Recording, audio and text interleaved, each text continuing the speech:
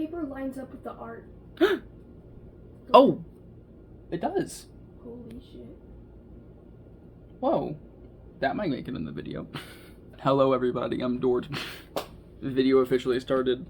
Took 3.5 minutes. Yeah. What the fuck? It's been like 2 years since the last review? Damn, that's crazy. Since then I got a job and quit and got another job. And somewhere in there I got a girlfriend. I'm at her house. She there off camera. I don't... Hello, hi. Yeah. I haven't moved in yet. Just a month-long vacation. It's been... Today's the 22nd? 20... Is it? Yeah. So 12 days. So, y'all are, I would assume, familiar with the kind of stuff I review. Weird, artsy, emo stuff. I feel like this album does fit those categories. Maybe not the emo part, though. It's right place. Yeah, right place. I get it confused because it's Right Place, Wrong Person. That's the name of the album, but the opening track is Right People, Wrong Place. Little different, whatever. By RM Namjoon, 1/3 of the rap line in BTS. She is slowly making me a BTS fan. I've listened to 4 albums. I think so. Four mainline albums. Map of the Soul 7, Wings, Dark and Wild, and School Love Affair, which I plan on reviewing School Love Affair as well. Stay tuned for that. I got a list of stuff I want to review. We'll see. Given it is day 12 of like 30 or like 29 or something, we'll see. She also did my makeup. Everybody say thank you, Dord girlfriend, for doing my makeup. And for solo stuff, I listened to Right Place, Wrong Person. Duh, I'm reviewing it. Golden by Jungkook. Don't expect a review for that one. No. And Hope World by J-Hope, yeah. Mostly rap line. And the one vocal line I heard is a mid-album. Anyways, the album that I'm reviewing, Right Place, Wrong Person. I want to say Right People, Wrong Place because that's the first song on the notes because it's the opener. I like the intro. It's like, what, a minute and a half? Something like that, 2 minutes maybe. Pretty short. It's an intro track. That's a very common thing for K-pop albums. They got like an intro, an outro, and an interlude, maybe 2. Most of the ones I've listened to just have one interlude, and it's cool.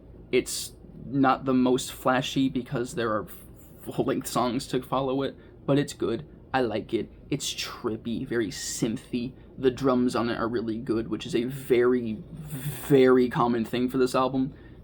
Him being one of the rap line, percussion, rhythm, yeah, but also, I haven't listened to the Suga August D stuff, so I don't know how well he does with the rhythm section, so I don't have that much experience, but the drums and the bass on this album are fucking amazing, and probably my favorite part of the album, like, besides individual songs or, like, bridges and stuff. I like the second song too, Nuts. I brought my guitar. I did not bring my bass. I did not have room to bring my bass. I drive a van, but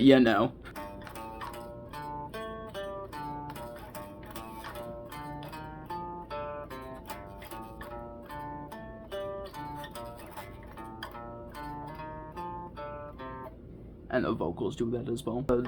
I want to say wah effect on the bass or whatever the fuck. I don't know. Some very funky effect. I like it a lot. It's cool. I like the hi-hats in the song too. I guess that's more so just like the drum production and like the snare sounds I like the most. The hi-hats are the standout on this song.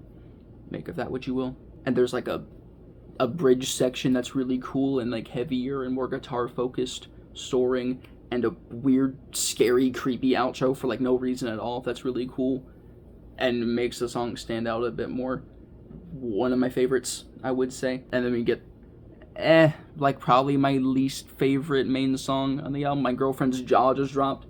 I like the song. The bass line and like the drums are really cool. The bass is really fucking fuzzy and strange. Reminds me of Folding Clothes by J. Cole. I was gonna get more into it, but this is a review of Right Place, Wrong Person by RM. And if anything, if I was actually supposed to mention J. Cole, it should be on a J-Hope album. Especially Hope World. Whatever. Which one has the J. Cole feature? On the Street, I'm pretty sure. On the Street. She has fucking all the albums. Not all. Most. I'm getting there. She's getting there. With my help. There's like, I have in my, I'm just kind of forgetting this already, even though I've listened to this album like four times. I'm kind of forgetting the bridge that I said has like really creepy, like funereal, horns. I'm forgetting it. I don't know. I feel like it's one of the songs that has like the creepier horns, which is cool. And I like that in jazz moments. I like the song. I feel like it doesn't really have a standout moment. That being said, I don't know what it could have to make it like kind of like nuts or fucking Domodachi. I still love the song a lot. I think actually I know I saved the intro on this listen, but I don't think I saved Out of Love. I guess I just forgot to. I was doing notes. Don't thumbs down me. But it is really cool. I guess it just goes to show you how strong the bassline quality is before you throw in a bunch of other nonsense. Speaking of which, Domodachi, that song is only nonsense. I don't know how to like describe the actual structure of the song. It's just kind of crazy and insane and cool. Like a progressive, I'm not saying progressive rock because it's not a rock song, no, but like it's got that feel. It's insane, and I don't really know how to describe it. Just listen to it. If a lot of people say it's like their favorite / best song on the album, I think Rate Your Music says that. Deserved. The Lil Sims feature is probably my favorite part. I like the instrumental section with her verse. It's really good. I still need to listen to some of her solo stuff. I think she released a really good album that people are talking about this year or last year. I forget, whatever. And one in 2021. Sometimes I might be introvert. Here, that's really good. I should listen to it. It's a very engaging song. It's really cool. It's a very common favorite. I love it a lot, and Lil Sims hits it on it. The next song is the question mark interlude. I'm just gonna call it the interlude because I feel like just calling it question mark is a bit cumbersome. It's got some jazz duo. Jazz? I don't know. There's like some instrumental, like internet jazz duo, and it's really cool. And you can hear their style in the interlude, and it's really neat. And it's like a very just jazzy, minimal song. It definitely makes sense after one of the more hectic songs, structure-wise, and before Groin. Music for people who believe in love. That's a... Jonas. Oh. I'm very off topic. That's a title. They're on one of the Jonas Brothers albums, apparently. I did not know this. I hear good things about them. I think they do like more like YouTube stuff, like live streams maybe. I would assume just like live jams. I don't know if they're more of like an actual album artist. Whatever. Groin. I like it a lot. I have in my notes that I wish the intro was shortened, but like the first time I listened to it was really the only time I had a problem with the intro. Every subsequent time it just got shorter and shorter to me, which is cool, even if it is like almost a minute. And it makes sense transitioning out of the interlude. It's really cool. I like the rhythm. Again, it's very punchy, very catchy with the hook. I like it a lot. That's kind of it. I don't know if it's my favorite. It could be. It's her favorite. Hell yeah. We Get Into Heaven. Her least favorite. I don't know if I consider it a favorite. It definitely stands out in the album, sound-wise. I said in my notes it sounds like a Duster song. Sure. The song's maybe not the most memorable, outside of the fact that on the album it's just easily the most different. Besides, like, Credit Roll, the outro track. Whatever. Heaven's probably the most different main song. It's cool. I like it a lot. I may have placed it somewhere else. I feel like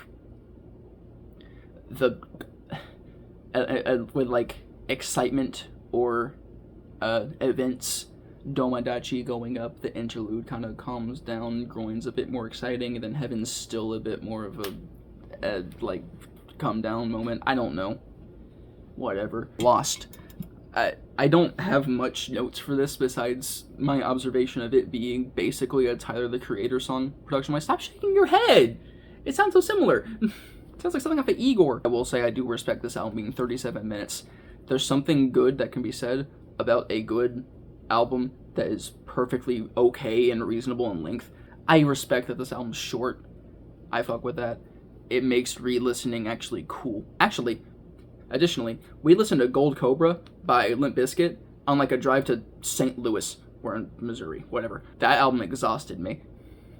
It's good, all things considered, I suppose. I feel like I have a high tolerance with music. I mostly have just gotten out of the phase of art being like artful. Like, I feel like there's albums that are like maybe not that descriptive, but they're fun, which I feel like is maybe a point I'll have for School Love Affair. Maybe not the most. It's a very explanatory album. It's fun. It's cool. You listen to it. It's cool.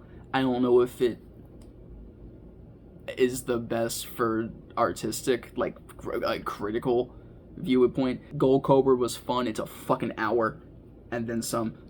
Actually, I think it's exactly an hour. Whatever. It's an hour of that very specific sound, and it's exhausting, and I don't feel excited to listen to it again, necessarily. But yeah, Lost, it's just it sounds kind of Tyler the Creator-y. I'm sure there's like a genre that I can name for that instead of saying it sounds like Tyler the Creator. Whatever, it's fun. It's like summery. It's cool. There's like a nice bridge. Biblically accurate Tyler the Creator bridge. Around the World in a Day. I listened to it and I was excited to hear a more calmer like song. I guess Heaven is like a little more like vibey, like shoegazy, I would say. Slowcore. That's the genre Duster is, so I'm just gonna say that for that song. Around the World in a Day just feels kind of a bit more just like minimal and cool. And then you get fucking jump scared to death by probably the best bridge on the album. It's really cool and I like it a lot, and you realize you wanted that more.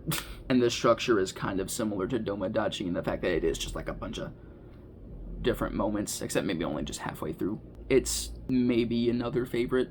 It's probably just Groin and Domodachi. Credit roll, or whatever, the pi symbol. I guess I call it. It's Korean. Oh. See, I didn't know that. We just call it credit roll. That's what it is in parentheses. It's short. It's not a very, like, maximalist song structure-y song. It's just an idea for, like, a minute. It feels like an ending credit part. It's chill. It lets your sadness, disappointment, or even a feeling of being overwhelmed. I can see it. This feels like a bit of a, I don't know if sad album is the right way to describe it. It feels a little more, there's some moments that feel a bit more like creepy and like unsettled. I feel like August D is better for sadder stuff. You did tell me the backstory to one of the songs being a suicide attempt. Yeah, I feel like it is like a bit more of like a sadder outro, sadder final song, and then is Come Back to Me a bonus track, or is that like on the official version of the album? Before the album. I see. It does kind of feel like there are some albums that have like singles released around the time frame of the album, and because it was a single around the album, they just decided to put it on the album. Like My Chemical Romance's Three Cheers for Sweet Revenge. They have the song Helena. It's good. It's one of their best songs. It's just that album's a concept album. The song has fucking nothing to do with it, so they place it at the very beginning and have the concept start at the second song. It's chill. It's cool. And you know what? Come Back to Me is another amazing song. I like it a lot. Thank you. It's like 6 minutes. It's kind of more focused on like a repetition, like mantra with the vocals towards the end. Cool. I like that with outros. It definitely does feel like a bit more of a finale for the album, for such a creative, cool album that's very artsy and production heavy. It's very cool. I like it a lot. Good song. Good album. I feel like rating wise, I actually have not given that any thought at all. Damn. She's holding up a 10. Is it your favorite solo album? Is it the best solo album? Yeah. Yeah. It probably is my favorite. I like Jin's albums a lot. And Hobie is your guy, so I don't want to do the decimal shit anymore. I just want to give it like a whole number rating. A 10. I'm thinking, what are the detractors for it? It's a short album. It's consistent. Out of Love is, I guess, the closest thing to at least favorite, if only because it feels like it doesn't have that. It's a good atmosphere though. Are there moments I don't want to listen to when I listen to the album? Low-key, no. All the moments are good. It makes sense. I'm thinking about giving it a 10. 9.5. 9.5. I guess there are just some moments that aren't the most descript. Lost is a really good, catchy, summery song. It just feels a little less... I don't want to use the word memorable. I'm sure there's a better word to use besides memorable. Heaven, I don't really remember any individual lines or vocal melodies off of it besides it sounding like a Duster song, which is really cool, and I like Duster songs. And Around the World in a Day, honestly, now that I have listened to that song enough and know that the bridge is coming up, I kind of want to get to that sooner. It definitely does feel like... It feels like there's not really tension leading up to it. It feels like it just happens. I could just bump it back down to a 9. She's staring at me like I'm going to not wake up tomorrow. That's a very high rating. That's very high. What games have I given that review? Like fucking, I wish I had the ability to pull that up right now. Follow me on Glitchwave. If you're curious about what games I've played recently, I'm gonna do a review of one of the soundtracks at some point. Like fucking Metal Gear Solid 1 banger. Just a couple of moments that don't feel that good for like replay value. Yeah, sure. Right Place, Wrong Person by RM is the Metal Gear Solid 1 of 1998 of BTS solo albums. Sure. Let's say that. She's shaking her head. That's all I've been talking about since like November, December. God damn. I'm still waiting for Metal Gear Solid 4 to come to PC, man. Even if I could just watch the cutscenes on YouTube and get a very similar experience. And Death Stranding 2 to PC. Very fucking good album. I expect it to be, since she said it's like the best, and I saw Write Your Music say it's a jazz rap album, like an art pop album, synth pop, and that just feels, that felt different, because the other genres for, like, BTS is just synth pop, maybe art pop, sometimes, on, like, individual songs.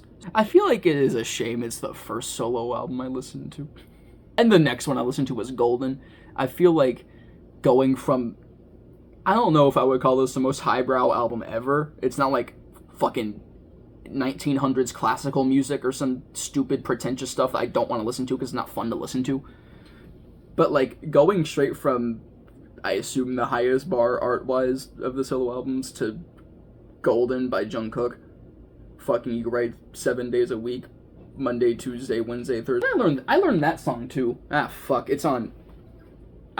Goddamn, I don't have my capo was somewhere over there.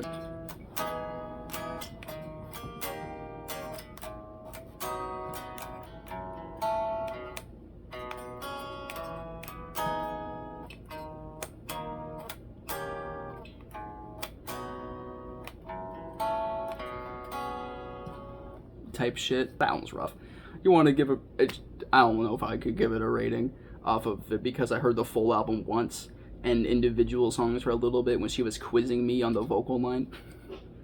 And it took me so long to remember like which ones are Jungkook songs because I want to say half his catalog is that one album and the rest is just singles. And I'm not including out mainline stuff, whatever. That's mainline. It's all about solo. And I heard half of it with one album. And I fucking didn't remember any of it until like the chorus came around for, I don't even know the names. Mid-album. Fight me. And Hope World was good. I did just listen to it that one time though. It's short, 20 minutes.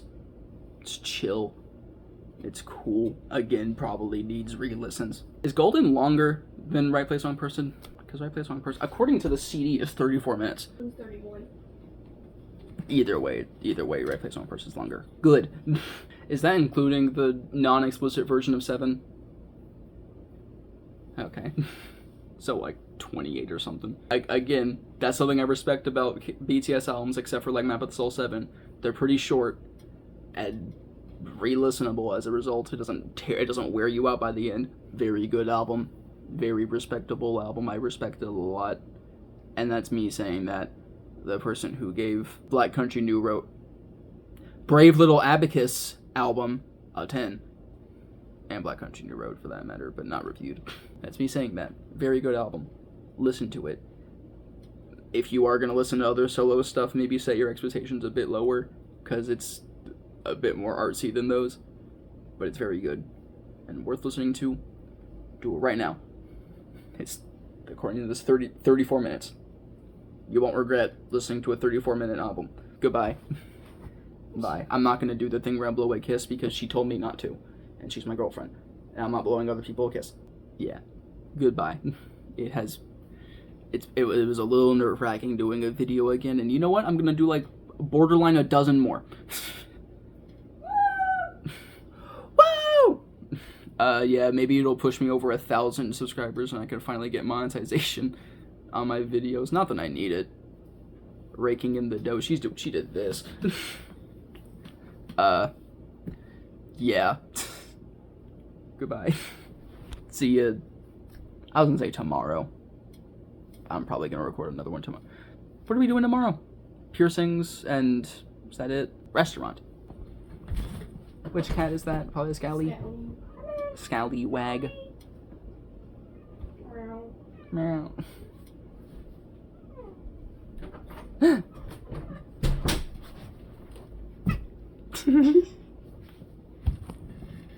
Cat acquired. Say hi, Scally. Or look confused. I don't know. That works too. I love her to death. She hates me though. She like the reincarnation of my dog. I'm gonna end this fucking video. Goodbye. See y'all, I guess, tomorrow.